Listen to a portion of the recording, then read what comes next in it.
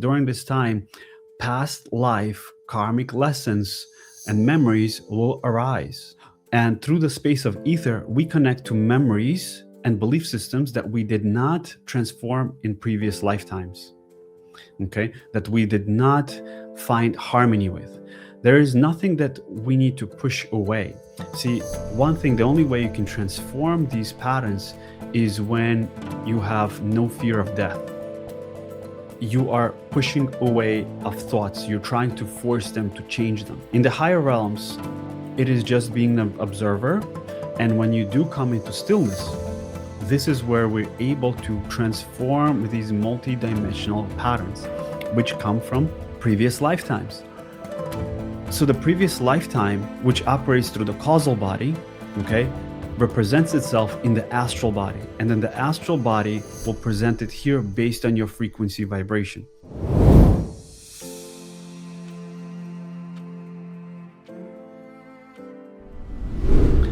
So today, the reason I chose this is because yesterday I get messages and sitting in meditation, Saturn comes through. And Saturn, give you a little history of Saturn.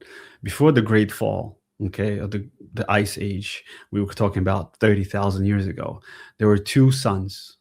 The other sun was Saturn.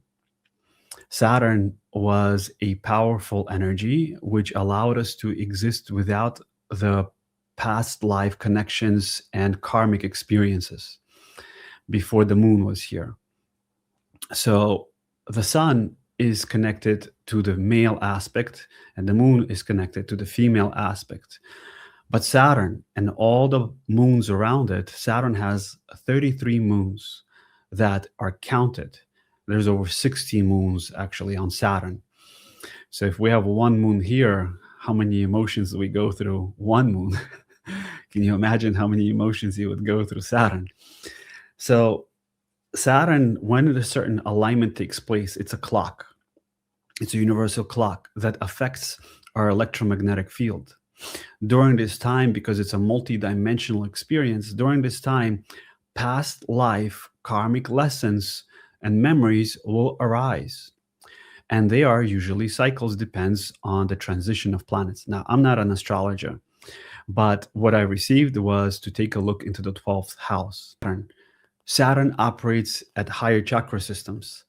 So through this, the ether, and it has an effect on our ether, which is the 12th house.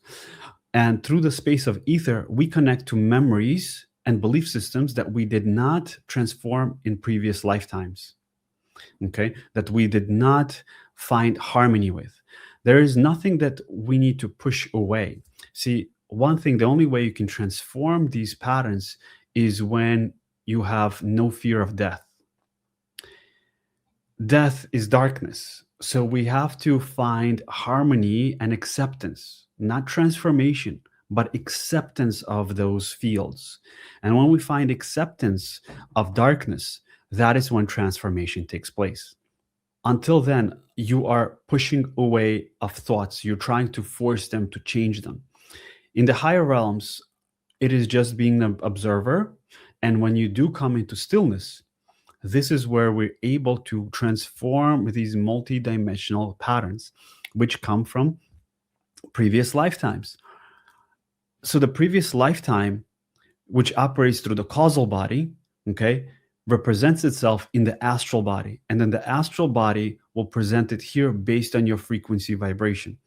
So if you are going through a certain transformation, you have to have a deep inner knowing of what you truly want and how you want to transform.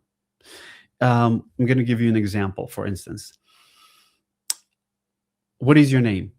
You right away know, right? What is your address? You right away answer it inside your mind. Do you see how quickly that's coming? So if I ask you, what do you want in life? How quickly is that responding back within your subconscious mind? So the desire of wanting also has to come as fast as the desire of the inner knowing. So the inner knowing has to be as strong of your desire. When that starts to raise up in vibration, now you're operating in the ether. And the ether, you can transform these patterns. How many of you have been feeling lots of mental patterns, but you're emotionally okay, especially in the past few weeks? It's like you can feel the thoughts, but you cannot do anything about them. It's like, I'm not responding emotionally, but it's making me sad, but I choose not to be sad. So during this time period, Saturn is saying, I want you to let go of what no longer serves you. This is the moment. This is the moment that you let go of these karmic cycles that you've been repeating for the past 7 years or 10 years, whatever it may be, even the past lives. So by you doing this work here in this lifetime, you're actually ending the karmic cycle that continues from many lifetimes. Now, that's one part. And how is that stored in our physical body now? This is the ether, right? In the etheric realms. In the physical body, it's stored in your solar plexus. The solar plexus is gold, is representation of the sun. Okay? The sun, the solar plex, is your ego mind, is the persona's perception on this world. In the future, this is going to become the main portal of humanity because the solar plexus expands actually the widest and the furthest energetically compared to the rest of the chakra systems. Why? Because that is the system from what we connect to other people. So when you interact with other people and you all of a sudden you start to think like them or behave like them, or you start to feel like something is communicating through you, or you have a different belief system, that is because you are picking up energy from the solar plexus or into the solar plex, the pancreas. That space has to be strengthened and transformed through breath work, meditation, and finding stillness in those spaces.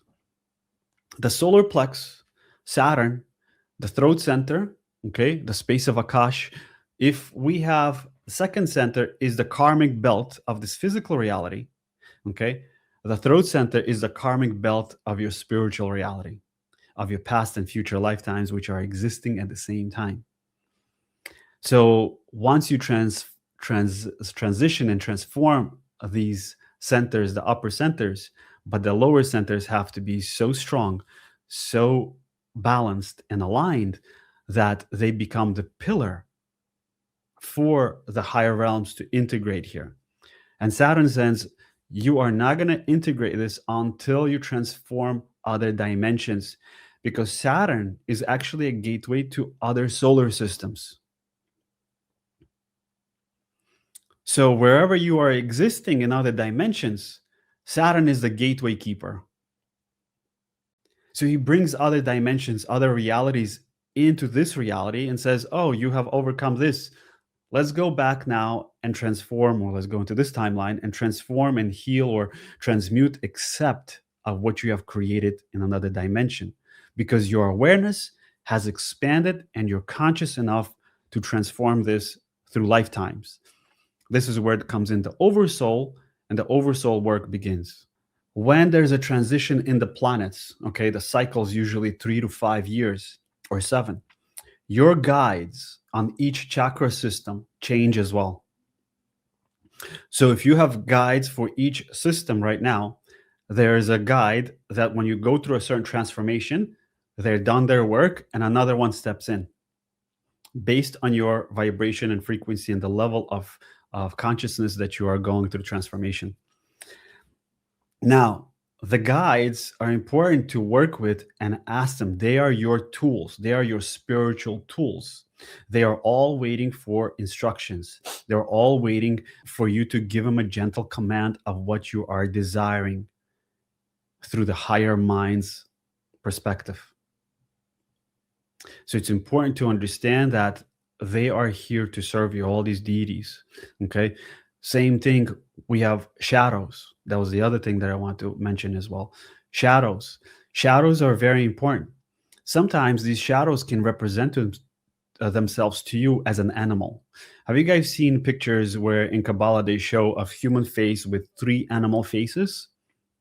Okay. Those are your shadows from other lifetimes. These animals are actually what you need to find harmony with, and they appear through the space of Saturn, actually, and other planetary systems as well. But they appear and they basically letting you know where you need to harmonize yourself. So if you see a wolf or an owl or a hawk, whichever animal it is, or a snake, they are a representation of your shadow selves that you need to bring from the animalistic perspective into a more balanced perspective and harmonize it with your persona. So when we talk about fear or anger, frustration, you can align that with a certain animal. So when we go into these visions and we start to have visions, write down which animal you had and study that animal, how it behaves, what is going on, and how does it relate to you, and what aspect you need to transform. Don't get stuck on it. Everything always changes. Okay. Sometimes people say, "Oh, I'm on a falcon, or I'm this, I'm that." You are in that moment in time because we're such multidimensional beings. We're constantly changing and shifting.